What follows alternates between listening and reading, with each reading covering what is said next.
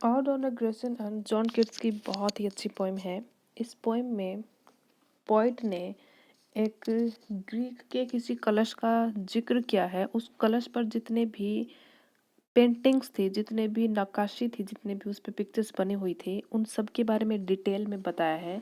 और इसमें पोइट ने लास्ट में बहुत अच्छा मैसेज भी दिया है। तो स्टार्ट करते हैं आज की poem. Thou still unravished bride of quietness. इसमें पोइट ने उस ग्रेशियन अर्न को क्वाइटनेस यानी चुप्पी यानी साइलेंट साइलेंस की तुम अनटच्ड, अनरेविस्ड मतलब अनटच्ड, ब्राइड मतलब दुल्हन। तो उस कलश को पोइट कहते हैं कि तुम साइलेंट की अनटच्ड ब्राइड हो, द फर्स्ट चाइल्ड यानी अडॉप्टेड, गोद लिया हुआ बच्चा, of silence and slow time. Slow time और साइलेंस का तुम गोद लिए हुए बच्चे हो। नेक्स्ट लाइन का मतलब है कि जो हिस्टोरियन है वो भी तुम्हारी ब्यूटी को एक्सप्रेस नहीं कर सकते, यानी तुम्हारी ब्यूटी किसकी, जो ग्रेसियन अर्न है उसकी ब्यूटी शब्दों से प्रे है, शब्दों में भी उसको बयान नहीं किया जा सकता। आगे है a flowery tale more sweetly than our rhyme, यानी तुम्हारी सुंदरता हमारे पोइट्स द्वारा लिखी गई जो खूबसूरत सी राइम होती हैं, जो पोइम होती हैं, उनसे भी सुंदर है। और आगे लिखा है कि तुम्हारी जो उस कलश की शेप है, वो शेप किसको बयां कर रही है, किस प्रकार की कहानी को वो दिखा रही है। ऑफ डेटीज यानी जो हमारे गॉड होते हैं, भगवान होते हैं। मॉर्टल्स यानी इंसान, और ऑफ बोथ या भगवान और इंसान दोनों की। यानी कवि कहते हैं कि जो इस ग्रेशियन यानी ग्रीक का जो कलश है उसकी शेप किसकी कहानी बयां कर रहा है, क्या वो भगवानों की कहानी दिखा रहा है या फिर वो इंसानों की कहानी दिखा रहा है। आगे है कि ये जो आर्केडी एक जगह का नाम है, जैसे हमारे कश्मीर में कश्मीर की घाटियाँ होती हैं। अगर कोई इंसान कश्मीर में जाए, वहाँ रहता है या फिर वैसे किसी ट्रिप पे जाए, तो उन खूबसूरत वादियों को देखकर कहेंगे कि कश्मीर की खूबसूरत वादियाँ हैं, वहाँ की घाटियाँ हैं। या फिर हम साउथ में जाएंगे तो वहाँ के जो ज्योग्राफिकल कंडीशन है उसको देख के हम बात करेंगे। अगर हम समुद्र में जाते हैं, सी में जाते हैं, तो वहाँ समुद्र के किनारे को देखकर बात करेंगे। तो इसमें डेल्स होती है घाटियाँ। घाटी क्या होती है, जैसे पहाड़ों पर अलग अलग चोटियाँ होती पहाड़ों की, और वहाँ पे रास्ते बने होते हैं, तो उसको घाटी कहा जाता है जब पहाड़ों के बीच का रास्ता होता है। तो कवि कहते हैं कि जो आर्किटी नामक जगह है उसकी घाटियों की बात वो बता रहे हैं, यानी जिस स्थान से वो कलश मिला था उस स्थान का जिक्र पोइट ने किया है।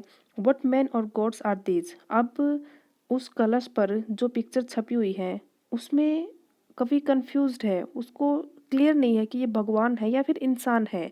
मेडन स्लॉथ यानी कुंवारी लड़कियों का झुंड, कुछ लड़कियों का ग्रुप का पिक्चर है, और पोइट उसको देख के कह रही है ये कौन है ये लड़कियां और इसमें क्यों दिखाई दे रही हैं, मतलब है कौन ये।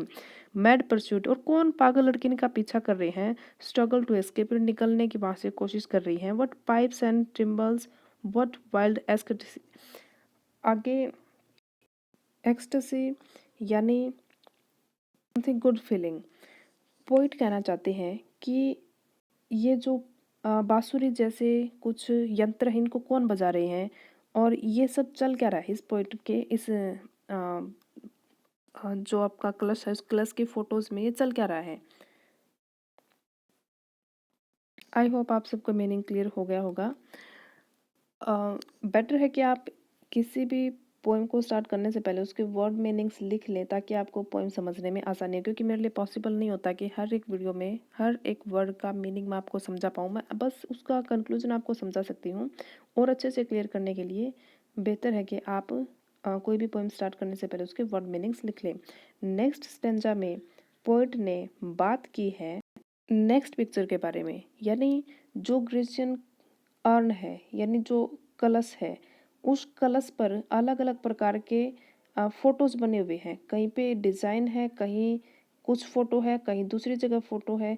यानी उस कलश को जहाँ पे रखा गया है उसको कवि चारों तरफ से टर्न करके देख रहा है, यानी एक बार इस फ़ोटो के सामने खड़े होके फिर इधर से टर्न किया पोइट ने तो दूसरी फ़ोटो उनको दिख गई, फिर उधर से टर्न किया उसके बैक साइड जो फ़ोटो होगी, यानी हर बार टर्न करने पर पोइट को एक अलग फ़ोटो दिखती है और हर एक फ़ोटो पर पोइट ने एक स्टेंजा बनाया है और नेक्स्ट स्टेंजा में पोइट कहते हैं हर मेलोडीज आर स्वीट, यानी जो ध्वनि, जो धुन, जो गीत हम सुनते हैं वो तो हमें अच्छे लगते ही हैं, बट दोज अनहर्ड, अन यानी अन हर्ड सुना हुआ, अनहर्ड अनसुना, यानी लेकिन जो ध्वनियाँ हम नहीं सुनते, जो अनसुनी रह जाती हैं, आर स्वीटर, वो ज़्यादा अच्छी लगती हैं। देयरफॉर अब पोइट कहते हैं कि जो जो भी धुन इस फोटो में इस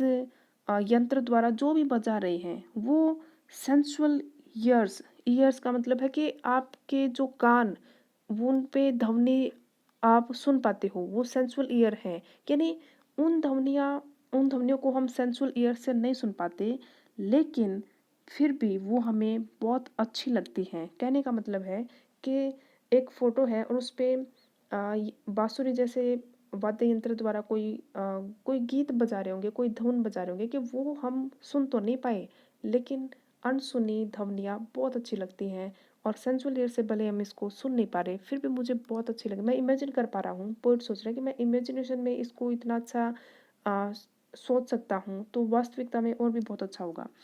आगे कहते हैं कि इनमें देवी देवताओं के बारे में कुछ भी आप बजा रहे हैं, कोई भी धुन आपकी चल रही है, फिर यूथ बीनीथ द ट्रीज, और दूसरे फोटो में कुछ यूथ पीपल, कुछ यूथ बॉयज़ एंड गर्ल्स एक ट्री के नीचे बैठे हैं, वो वहाँ से लीव नहीं कर सकते, वो वहाँ से जा नहीं सकते। ये अच्छी बात भी है कि वो वहाँ से जाएंगे नहीं, बुरी बात यह है कि वो अब अपनी ज़िंदगी में आगे नहीं बढ़ सकते। अब आगे कहते हैं ताई सॉन्ग, यानी जो भी गाना आप गा रहे हैं, इसमें जो भी धुन आपकी आप बजा रहे हैं, ये इसको कभी चेंज नहीं कर सकते, ये बदल नहीं सकते। और जो ये पेड़ हैं और ये कभी बेर नहीं होंगे, यानी पेड़ों से पत्ते नहीं झड़ पाएंगे। अच्छी बात है कि पेड़ हमेशा हरे भरे रहेंगे। कहने का मतलब जो फोटो होती है, पिक्चर में कुछ भी स्थिति है वो स्थिति बदल नहीं सकती। उसके दो पहलू हैं।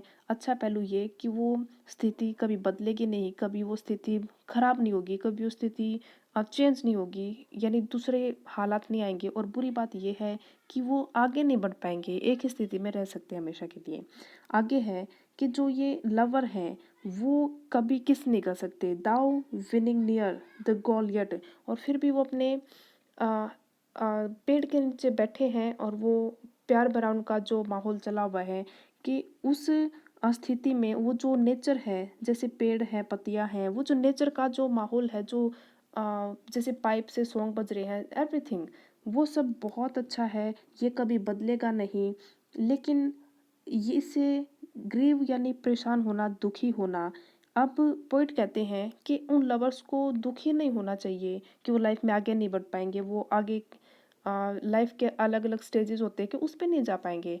इसके बारे में बुरा नहीं लगना चाहिए, क्योंकि उनकी जो ब्यूटी है वो हमेशा फोटो में परमानेंट रहेगी, उसको उनकी ब्यूटी फेड नहीं होगी।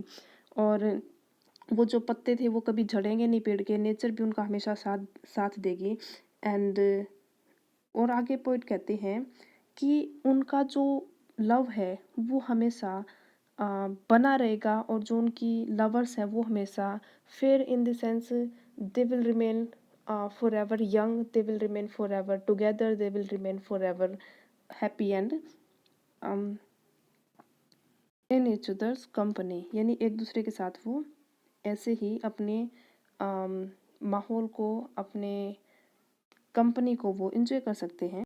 एक ही वीडियो में हम सभी 5 के 5 स्टेंजास नहीं कर सकते, बाकी के 3 स्टेंजा हम दूसरी वीडियो में करेंगे। और मैं किसी पर्सनल एंड प्रोफेशनल रीज़न से मैं कंटिन्यू आपके लिए वीडियो अपलोड नहीं कर पाई। दूसरी बात ये थी कि जब आपकी डिमांड होती है मैं तभी वीडियो बनाती हूँ। बच्चों ने डिमांड नहीं की तो मुझे लगा शायद वो अपने से कर पा रहे हैं, या फिर वो सिलेबस की रिवीजन में लगे होंगे, या फिर उनका सिलेबस हो गया होगा, इसलिए भी मैंने ज़्यादा सीरियस नहीं लिया। अगर बच्चे डिमांड करते हैं तो डेफिनेटली मैं टाइम निकाल के आपके लिए वीडियो बनाती हूँ। फिर भी मैं इस सिलेबस को तो ख़त्म करवाऊँगी, और बाद में एग्ज़ाम का पैटर्न जो भी बना हुआ है उस पर भी मैं वीडियो बनाऊँगी। उसके अलावा बाकी आपकी कोई डिमांड है, कोई ऐसे का पैटर्न है या फिर एग्ज़ाम कैसे अटेम्प्ट करना है या anything else, you can comment. और मैं कोशिश करूँगी कि आपके हर एक प्रॉब्लम को मैं सॉल्व करूँ और उसको जैसे भी होगा मैं अपनी तरफ से उसके बारे में आपको बताऊँ।